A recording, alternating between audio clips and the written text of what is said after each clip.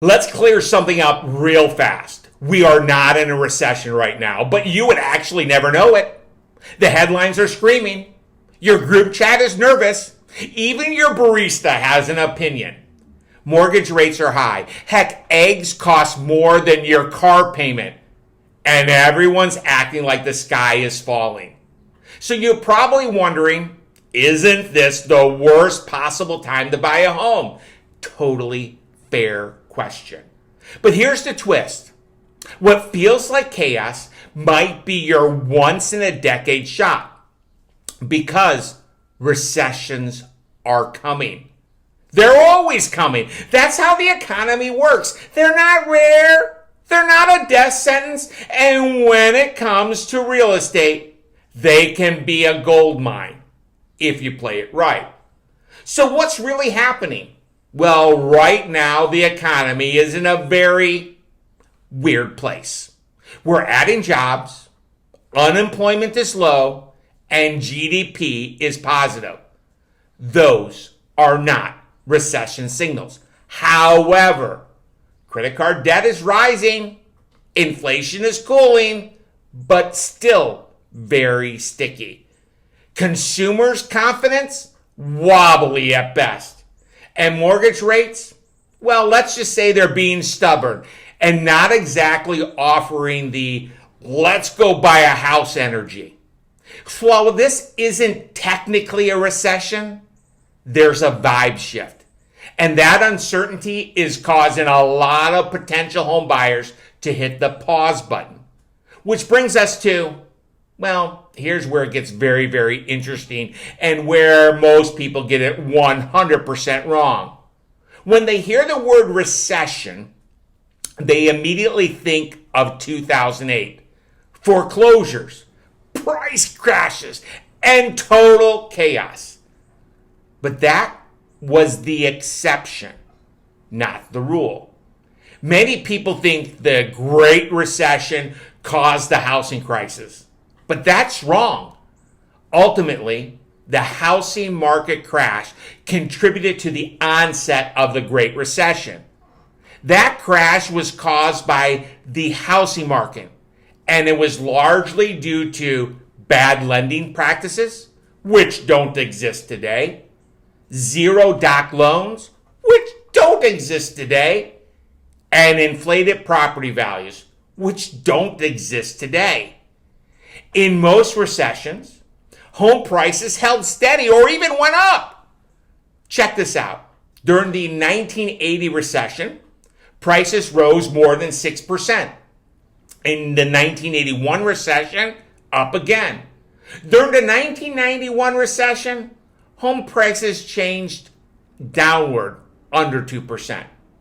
In 2001, home values climbed over 6.5%. Even during the COVID recession of 2020, arguably the shortest and the most bizarre recession ever, home prices skyrocketed 6% due to low rates and low inventory. So no, a recession doesn't equal housing crash. In fact, if you're smart, it can be your competitive edge. Here's 4 Kevin Martini reasons why smart buyers should love recessions and recession-like environments. At number 4 is the fact, during a recession or during periods of uncertainty, fewer people shopping means less competition. That's simple. At number 3, homes sit longer, which equals negotiating power. At number 2, sellers get more flexible.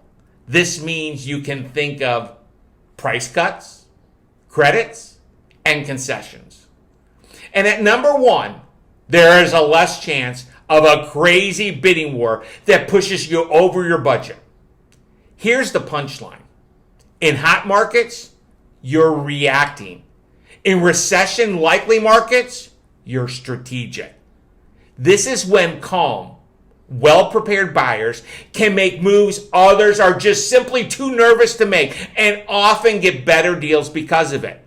This is significant because in real estate, money is made when you buy, not when you sell. Let me say it again for the people in the back. In real estate, money is made when you buy, not when you sell. Now let's talk about the mortgage elephant in the room.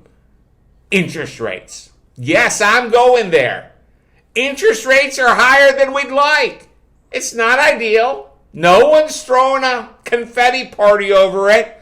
It's kind of like going to your favorite restaurant only to find out that that price fixed menu is double what it used to be and the portions are smaller too. You're not thrilled, but you're still hungry. You still need to eat.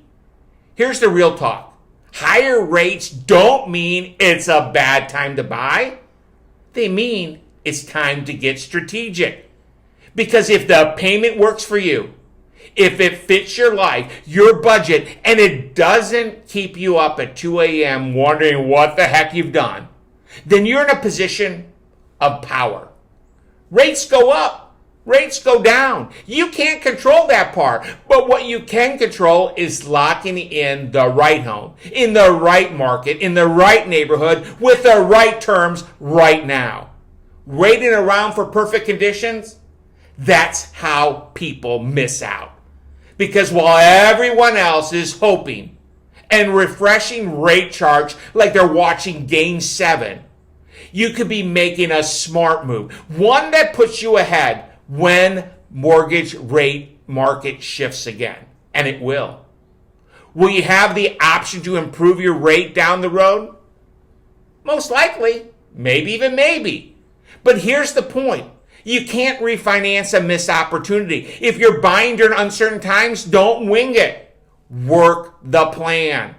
Start with what you can comfortably afford, not what the lender says you could qualify for. Look for seller signals like price reduction, longer days on the market, or homes that fell out of contract. Heck, I think a for sale sign on the lawn is a signal too. Leverage negotiations. Ask for closing costs, rate buy downs, or home repairs. It's about long-term wealth and stability, not getting in just because rates might change. If you need to sell right now, don't panic, but don't wing it either. Today's buyers are cautious, informed, and picky. You can't just throw a listing online and hope for the best. Make sure you price your home right out of the gate. Don't go crazy with those improvements either, but make cost-effective improvements like lighting, paint, and my personal favorite, curb appeal. Don't forget to stage it, market it, and work with pros who understand buyer psychology today. The goal isn't just selling. It's selling smart in a slower, more thoughtful market. Now let me go shift back to the home buyers. Here's something I'm hearing more frequently. But Kevin, what if prices drop after I buy? That's a fear, isn't it? What if you buy and values dip for a bit? Here's the mindset shift. Real estate isn't a stock.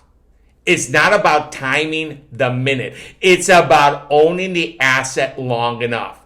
Historically, home values trend up over time.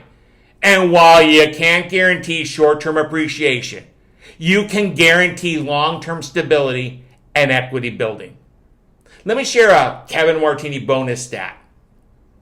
According to the Federal Reserve, the median net worth of a homeowner is nearly 40 times that of a renter. Think about that. It's not just about the value of the house. It's about the discipline of paying into equity instead of rent. Let's look into this foggy crystal ball for a second. Inventory is rising, giving buyers more choices. Rates may cool slightly, but probably not crash down anytime in the immediate future. Home values are expected to increase modestly over the next 12 to 60 months. And while a true recession might arrive, we are far from crisis scenario. The market favors people who make moves with a plan, not people who sit frozen, hoping for the perfect moment. Spoiler, it rarely shows up when you expect it. So, should you buy a home during times like we are experiencing today? Maybe, but only if you know your numbers. You got a real strategy, and you want to stop renting and start building long-term wealth. A recession or fear of a recession isn't a red light. It's a yellow telling you, slow down, cowboy, get clear, and move forward with intention.